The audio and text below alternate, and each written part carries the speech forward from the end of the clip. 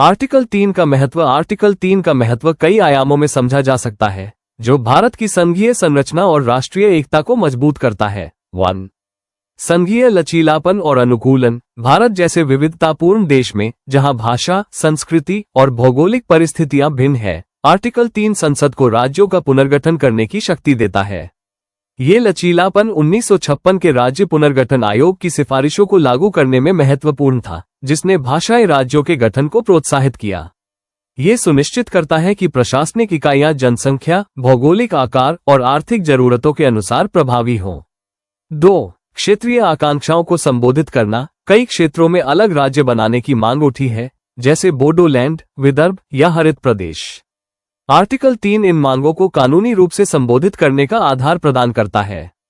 तेलंगाना का 2014 में गठन एक सफल उदाहरण है, जहां क्षेत्रीय पहचान और विकास की मांगों को पूरा किया गया। ये प्रावधान जनता की भागीदारी और राजनीतिक प्रक्रियाओं में विश्वास को बढ़ाता है। 3. राष्ट्रीय एकता और विविधता का संतुलन। आर्टिकल 3 राष्ट्रीय एकता को बनाए रखते हुए विविधता को समायोजित करता है। ये सुनिश्चित करता है कि छोटे राज्यों का गठन राष्ट्रीय अखंडता को खतरे में न डाले।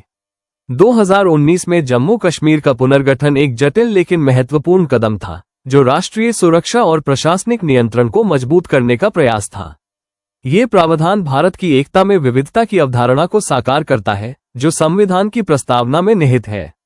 4. प्रशासनिक दक्षता और शासन। छोटे राज्यों का गठन प्रशासन को और प्रभावी बनाता है, क्योंकि स्थानीय मुद्दों को बेहतर तरीके से संबोधित किया जा सकता है।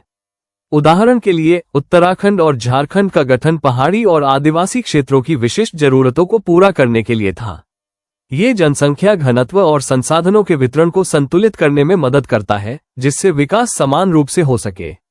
5. विवाद और चुनौतियां। आर्टिकल 3 के तहत राज्य विधानसभाओं की राय लेने की प्रक्रिया विवादास्पद हो सकती है।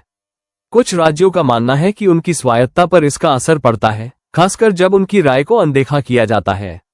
उदाहरण के लिए, जम्मू कश्मीर के पुनर्गठन ने राजनीतिक और कानूनी बहस को जन्म दिया, जिसमें राज्य की विशेष स्थिति को समाप्त करने पर सवाल उठाए गए। समय सीमा के भीतर राय न देने पर विधेयक पारित करने की व्यवस्था भी आलोचनाओं का विषय रही है, क्योंकि यह राज्य की सहमति को कमजोर कर सकता है। तालिका। आर्टिकल 3 के ऐतिहासिक उदाहरण निम्नलिखित तालिका में आर्टिकल 3 के तहत हुए प्रमुख पुनर्गठनों को सूचीबद्ध किया गया है। वर्ष, घटना, विवरण। 1956 राज्य पुनर्गठन। भाषाई आधार पर राज्यों का पुनर्गठन, जैसे आंध्र प्रदेश, कर्नाटक का गठन। 2000 नए राज्यों का गठन, उत्तराखंड, छत्तीसगढ़, झारखंड का गठन, प्रशासनिक दक्षता के लिए। 2014 तेलंगाना का गठन, आंध्र प्रदेश से अलग, क्षेत्रीय आकांक्षाओं को पूरा करने के लिए। 2019 जम्मू कश्मीर का पुनर्गठन, अनुच्छेद 370 के निरसन के बाद जम्मू कश्मीर और लद्दाख को केंद्र शासित प्रदेश।